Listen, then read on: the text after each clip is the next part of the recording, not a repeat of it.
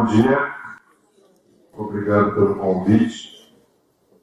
Questões jurídicas importantes para ONGs, operação estatutária, operação do estatuto, Conselho Fiscal, Conselho Consultivo, para opinar os relatórios de desempenho financeiro e contábil.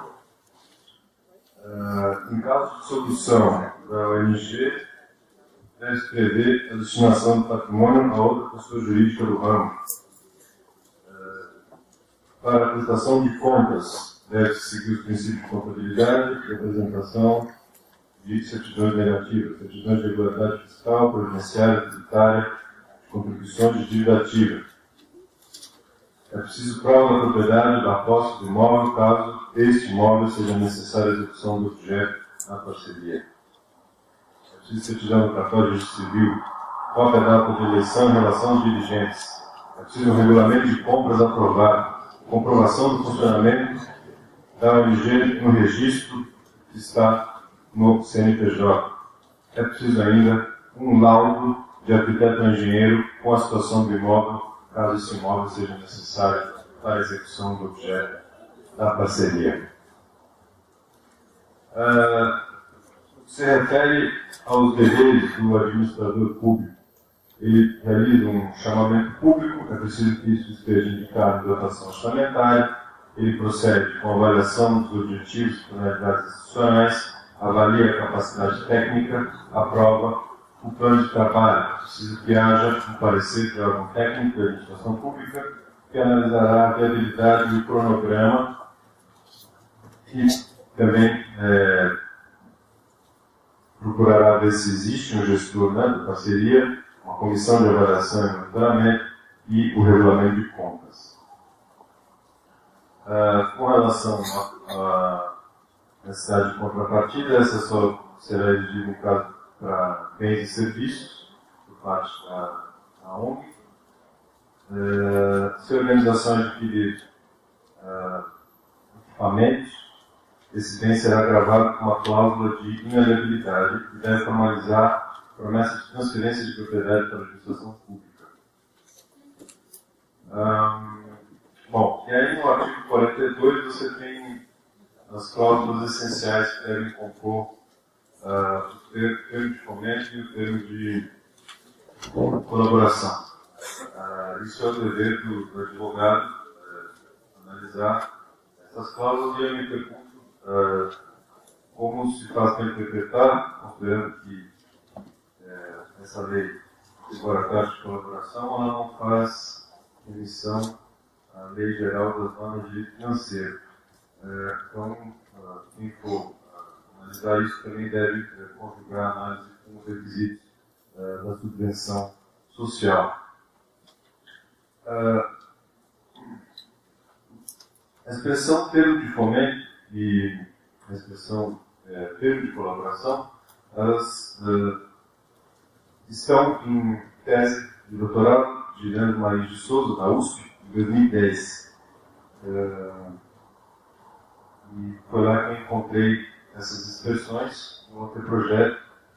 E essa ideia de colaboração, de fomento, também vem sendo pensada como na nossa pesquisa realizada pela PUC em 2012.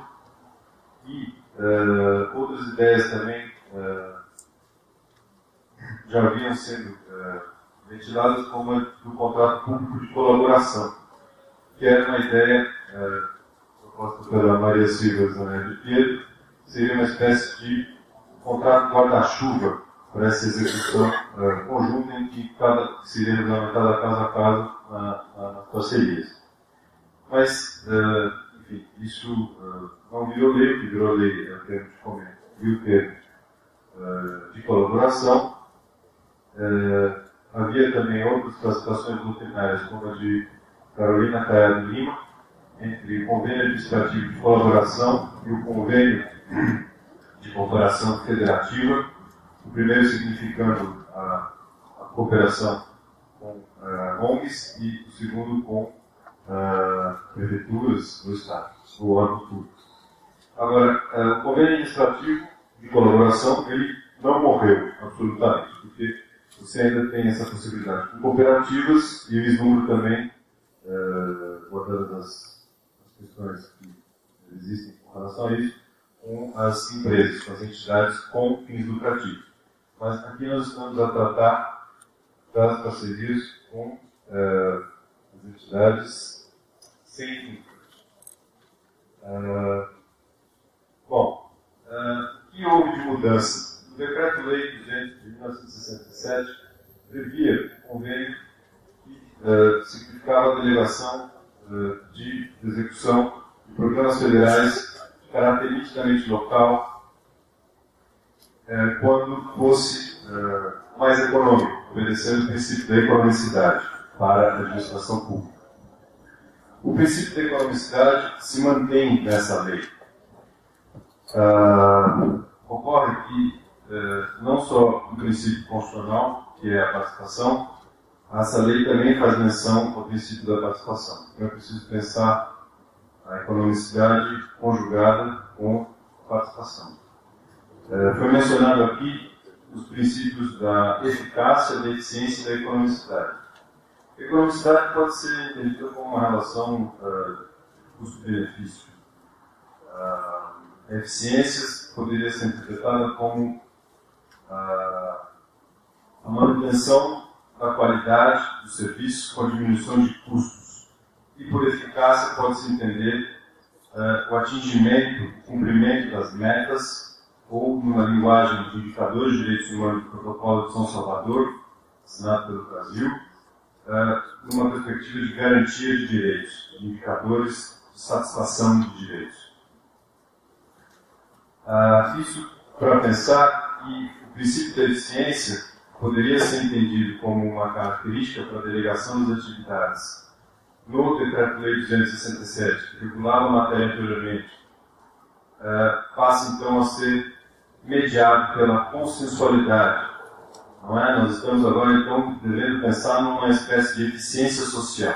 E é esse o desafio de interpretação que deve ser levado também para o Tribunal de Contas, porque nem sempre ele avalia as políticas públicas e os critérios que muitas vezes eles se utilizam são meramente contábeis e não necessariamente de resultados ou de garantia de direitos ou de atingimento de metas. Portanto, é preciso pensar de que eficiência nós estamos falando e é sempre então importante dizer que essa lei então não tem só a característica da delegação, mas sim a característica do fomento e da participação.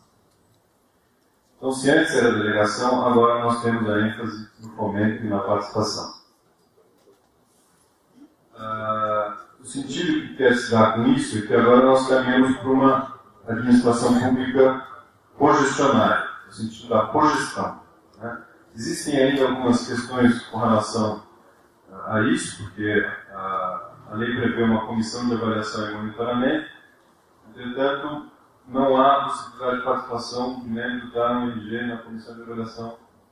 Né? Então, quer dizer, é uma cogestão, mas ainda poderia haver algum tipo de reforma legal para que essa cogestão se aperfeiçoe. Né? Bom, aqui eu colhi algumas noções doutrinárias que se entende por fomento. Fomento pode ser entendido como uma atividade de estímulo e pressão realizada de modo não coativo sobre cidadãos e grupos sociais para incluir em determinado sentido a sua atuação. Essa é a definição de Marcelo Figueiredo. Temos também a ideia de estímulo oferecido direta, imediato, concretamente pela gestão pública, na forma da lei, a iniciativa da sociedade que seja de reconhecido interesse público. Em suma, é o engajamento na atividade de planejamento. Fomento é a atividade administrativa que busca influenciar comportamentos particulares mediante a oferta de benefícios e estímulos não através de imposições, de modo a induzi-los a desempenhar atividades tidas como necessárias no atendimento do interesse público. Rafael Munhoz de Mello. Bom, essas são noções do que se entende por fomento. O fomento também é classificado por meio do NORIC, que são os títulos, Os meios jurídicos, que seriam um status jurídico excepcional e privilegiado, como você tem para as microempresas, né? Acredito que essa lei ela não fala de micro-ONG, mas ela tem essa ideia de fomento, né? De conferir um status jurídico específico. Né? E também os meios econômicos de fomento, e aí tem a questão dos fomentos, do que se considera um fomento direto e do que se considera um fomento indireto. Nós estamos tratando aqui eu sei que eu estou categorizando, sendo um pouco teórico, mas enfim, a questão que nós estamos a tratar é do fomento direto, que é do repasse de recursos. Existe também o fomento indireto, que é aquele por meio de isenções fiscais. Esse é um debate, o debate das isenções fiscais, eu acredito que está em aberto, porque é justamente o papel que o governo deve ter para que se estimule a cultura de colaboração, a cultura de doação, não é?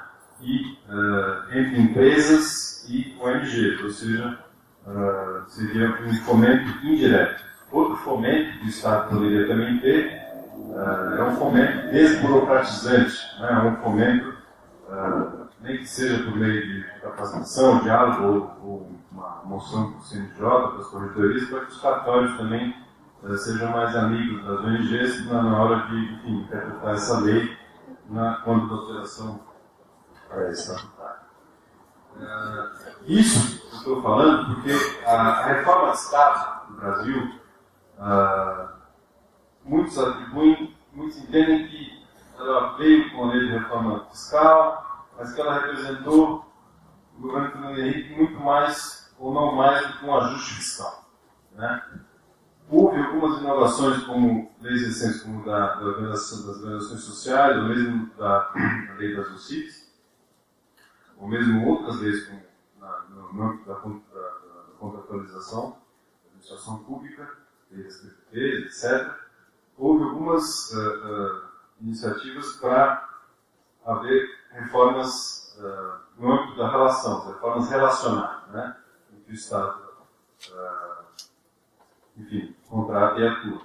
Agora, no âmbito das reformas institucionais, isso ainda é um debate em aberto, porque nós não temos, quer dizer, ainda não veio uma nova lei de administração pública. Não é?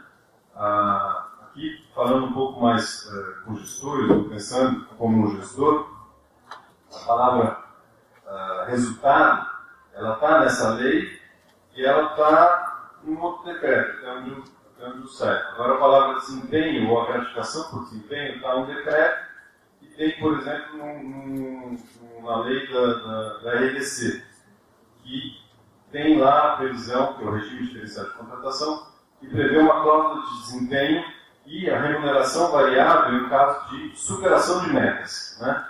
Mas isso ainda não tem muita...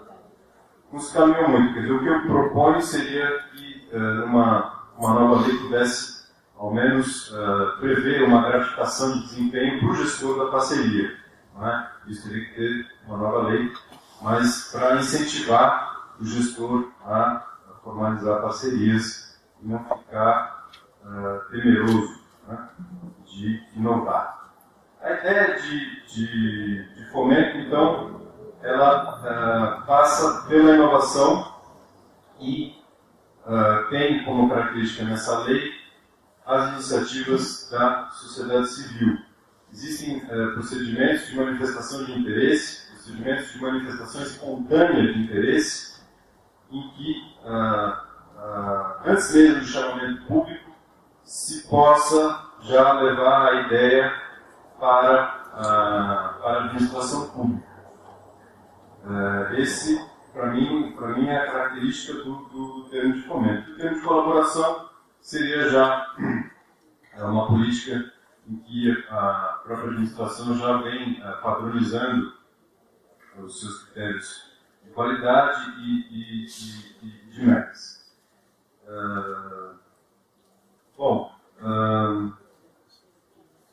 Aqui tem anotei umas vedações.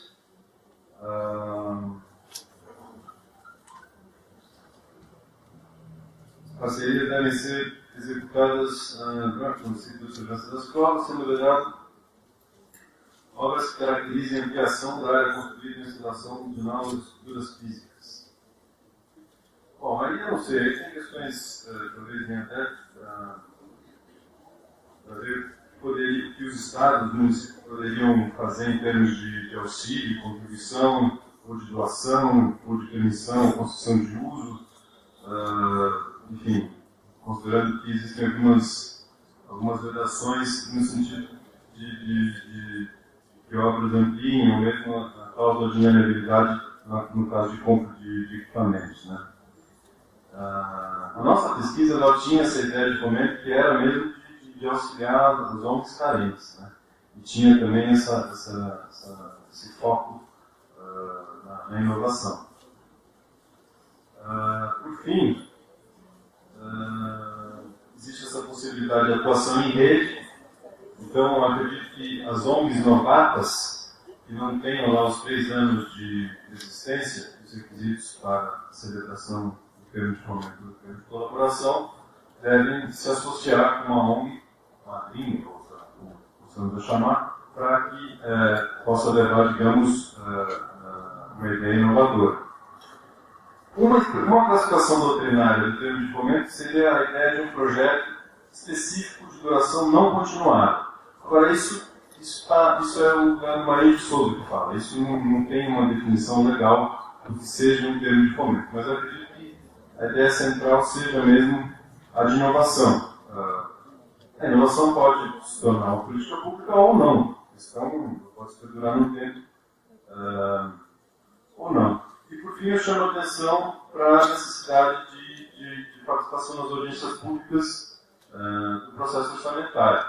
Nós temos o plano plurianual, né, na Assembleia Legislativa do Estado de São Paulo, na Câmara Municipal, no Congresso Nacional. É preciso participação, porque lá são definidas as metas das políticas sociais. É preciso participação também, todo ano, quando da elaboração da lei do orçamento. Porque é na lei de diretrizes orçamentárias que o advogado deve ver como é que estão sendo interpretadas as normas gerais de direito financeiro e essa lei, porque é preciso previsão orçamentária para toda e qualquer parceria. E aí eu levanto, por fim, as questões com relação aos fundos, porque eu mesmo tenho dúvidas de como é a execução dos fundos. Não é? Eu também me pergunto com relação aos agentes financeiros, se o contrato de repasse sumiu ou se ele continua existindo.